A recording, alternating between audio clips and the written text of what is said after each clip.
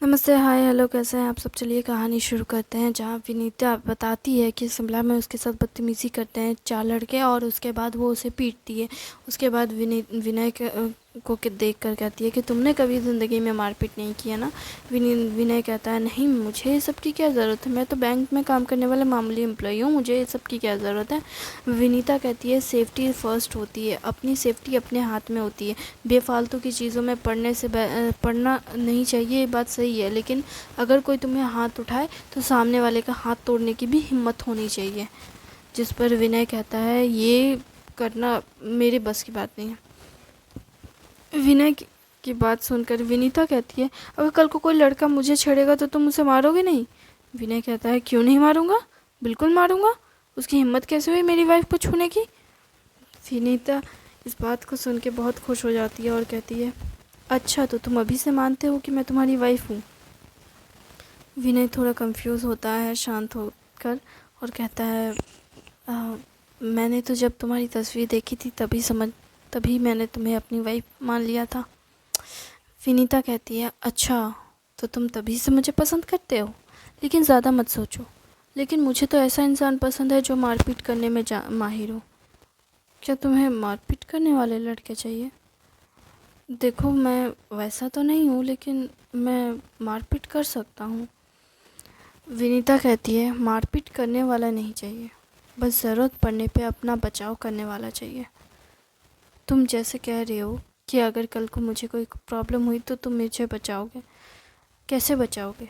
तुम्हें तो लड़ना ही नहीं आता। अगर तुम खुद का ही बचाव नहीं कर सकते तो तुम कैसे किसी और को बचा सकते हो? तुम्हें तो खुद का बचाव करना नहीं आता। उसी पे विनीता उसे एक बार मार देती है। विनय तुरंत गिर जाता है रेत पे और कहता है, ये तुमने क्या किया? देखो, मैंने अभी तुम्हें बताया कि तुम कितने कमज़ोर हो। तुम मुझे बता रही हो कि मैं कितना कमज़ोर हूँ। जिस पर विनय गुस्सा में आ जाता है। विनीता कहती है, क्या हुआ, बात ईगो पे आ गई? विनय कहता है, बात ईगो की नहीं है, तुमने मुझे अचानक से मारा। विनय कहता है विनय की बात सुन विनीता कहती है, अच्छा, तो मुसीबत तुम्हें बता कर आएगी। वो बताएगी कि अब मैं तुम्हें लात मारने वाला हूँ, अब मैं तुम्हें घूंसा मारने वाला हूँ। ऐसा कुछ होने वाला है क्या? नहीं ना। देखो, इस दुनिया में कोई भी प्रॉब्लम बताकर नहीं आती है, चाहे वो फिज़िकल हो, मेंटल हो, इमोशनल हो, फाइनेंशियल हो, यहाँ तक कि बाहरी मुसीबत भी, जो कोई अचानक से तुम्हें मारने आए ना, तो वो भी बताकर नहीं आएगा। तुमने कभी किसी की मदद की हो तो भी लोग तुम्हारी मदद करेंगे, ये ज़रूरी नहीं होता। ठीक वैसे ही मुसीबत बताकर नहीं आती है, समझे? इसलिए हमें हमेशा तैयार रहना चाहिए। तुम्हें देखकर लगता है कि तुम हमेशा एक्शन फॉर्म में रहती हो। बिल्कुल। तुम्हें क्या लगता है कि मैंने ऐसे कपड़े क्यों पहने हैं? ताकि मुसीबत आए तो सामने वाले को पीट सकूं। वह जिस पर विनय नोटिस करता है फिर से उसके कपड़ों को और देखता है कि वो जीन्स टी शर्ट और ऊपर में जैकेट पहन के आई हुई है। तो विनीता कहती है, क्या तुमने इससे पहले नोटिस नहीं किया? जिस पर विनय कहता है, मैं इतना नहीं सोचता, बस मुझे तुम अच्छी लगी और तुम्हें जो भी तुम करो वो मेरे लिए अच्छा ही है, मुझे कोई दिक्कत नहीं। विनीता विनय की बात सुन खुश तो होती है कि उसे फ़र्क नहीं पड़ता कि मैं क्या पहनती हूँ क्या नहीं, लेकिन विनीता फिर भी उसे कहती है कि तुम्हें हमेशा चौकन्ने रहना चाहिए, मुसीबत बताकर नहीं आती है। विनय थोड़ा सा तो परेशान हो जाता है विनीता के ऐसी हरकतों से, लेकिन फिर भी वो कहता है, ठीक है, मैं कोशिश करूँगा। विनीता विनय को कहती है कि मैं तुम्हें गाइड करूँगी कि कैसे अपना फोकस बढ़ाते हैं। विनय विनीता की बात सुनता है और कहता है, ठीक है, मैं सोचूंगा इस बारे में। विनीता कहती है, सोचना नहीं है, करना है। तुम रोज़ सुबह मॉर्निंग वॉक पे जाते हो? जिस पर वो कहता है, हाँ, मैं जाता हूँ। तो वॉक पे जब जाते हो तो थोड़ा रनिंग भी कर लिया करो, और जब रनिंग कर लोगे तो थोड़ा घर आकर के एक पंचिंग बैग ख़रीद लेना। पंचिंग बैग खरीदोगे तो तुम थोड़ा उसमें रिहर्सल करना। मुझे नहीं आता है पंचिंग बैग का इस्तेमाल करना। विनीता कहती है, तुम्हें नहीं आता? तुम्हें क्यों नहीं आता? मैं तुम्हें सिखाऊंगी। जिस पर विनय कहता है, तुम मुझे सिखाओगी? विनीता कहती है, हाँ बिल्कुल मैं तुम्हें सिखाऊंगी। रात को 9 बजे, रात को 9 बजे हम वीडियो कॉल करेंगे, तब मैं तुम्हें सिखाऊंगी। ठीक है, मैं तब तुमसे सीख लूँगा। ठीक है। विनीता विनय का चेहरा देख ही समझ जाती है कि विनय मायूस हो गया है, क्योंकि वो काफ़ी ज़्यादा मारपीट की बातें कर चुकी थी और वो समझती है कि विनय को लगता है कि वो मारपीट करने वाली लड़की है। और वो फिर शांत हो जाती है और कहती है, क्या तुम्हें लगता है मैं मारपीट करने वाली लड़की हूँ? विनय कहता है, नहीं। लेकिन फिर विनीता कहती है, तुम्हें लेकिन कुछ करने की ज़रूरत नहीं। मैं समझ सकती हूँ, तुम्हारे चेहरे पे साफ दिखता है। तुमने जैसा सोचा था मैं वैसी नहीं हूँ। तुम्हें लगा कि मैं बहुत शांत होंगी क्योंकि मेरी तस्वीर साड़ी में छुप गई थी। अगर तुम्हें लगा मैं घरेलू होंगी, पर मैं तो मारपीट करने वाली, पागल, अजीब तरह के कपड़े पहनने वाली और अजीब हूँ ना? विनय कहता है, नहीं, तुम ऐसी नहीं हो। जिस पर विनीता उसकी तरफ हैरानी से देखती है। विनय कहता है, तुम अगर ऐसा खुद के बारे में सोचती हो तो तुम गलत हो। मुझे तुम बहुत अच्छी लगी। तुम बहुत कॉन्फिडेंट हो। तुम्हारे अंदर खुद पे भरोसा करने की हिम्मत है।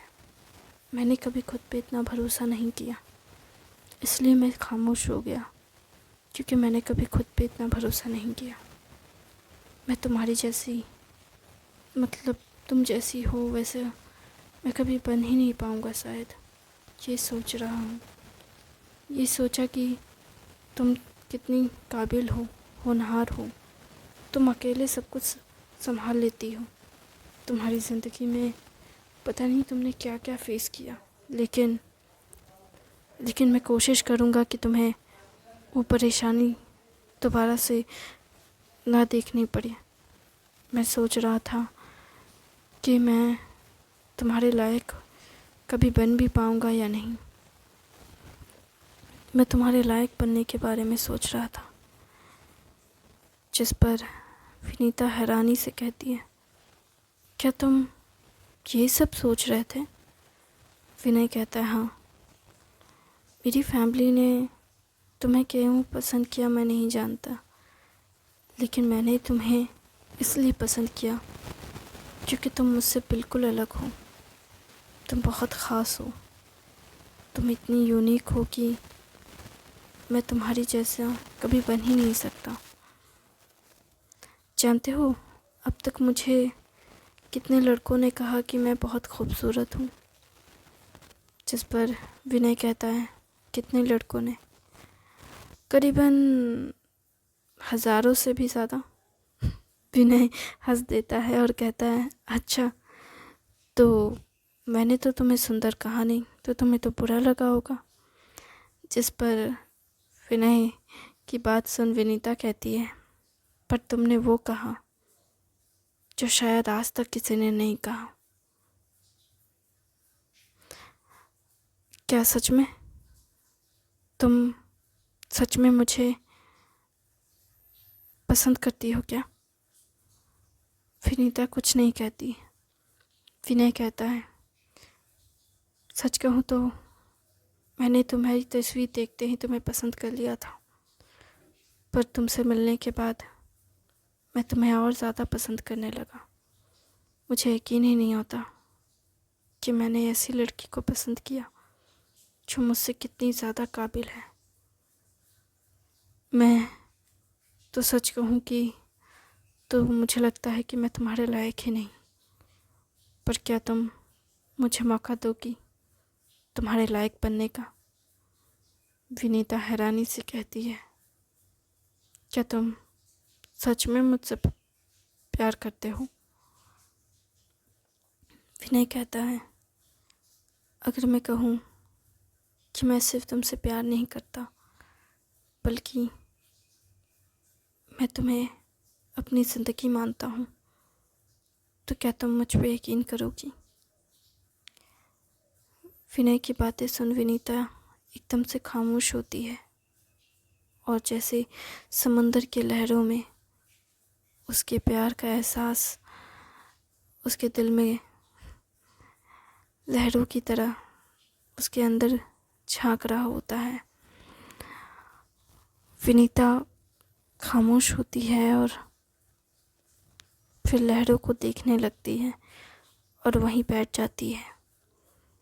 और तब सूरज डूब रहा होता है। विनीता कुछ नहीं कहती। विनय भी उसके बगल में बैठ जाता है। विनीता उसके कंधे पे सर रख देती है और सूरज को डूबते हुए देखती है। विनय भी सूरज को डूबते हुए देखता है। वो दोनों खामोश रहते हैं और खामोशी से उस पल को एंजॉय कर रहे होते हैं। उनकी पीछे से एक जन तस्वीर खींच लेता है और वो और कोई नहीं, विनय के साथ काम करने वाला एक साथी होता है। विनीता बोल कर आती है कि मैं अपने हस्बैंड से मिलने जा रही हूँ। वो उन दोनों की पीछे से पिक्चर खींचता है, लेकिन वो भी उन दोनों को डिस्टर्ब नहीं करता, बस खींचकर चला जाता है।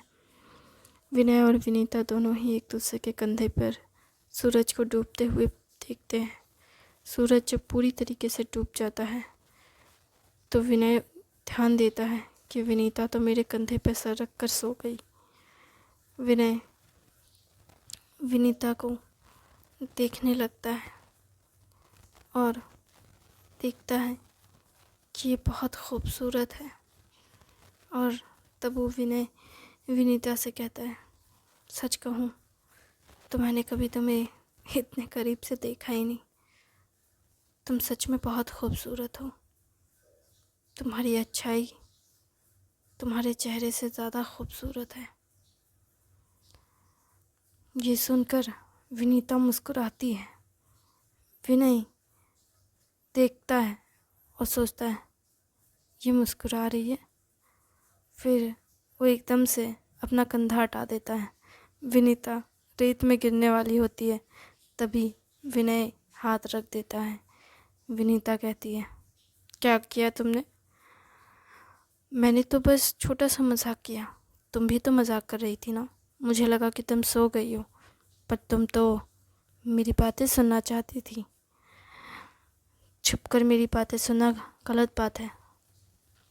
विनीता कहती है, बातें तो मेरी ही हो रही थी और मुझसे ही की जा रही थी।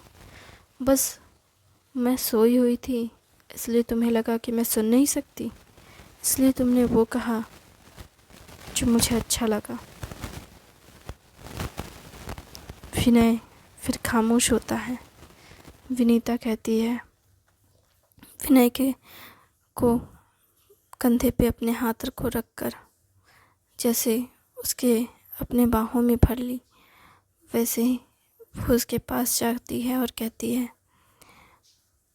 तुम बहुत शर्मीले हो, लेकिन तुम बहुत अच्छे हो। मुझे तुम पसंद हो।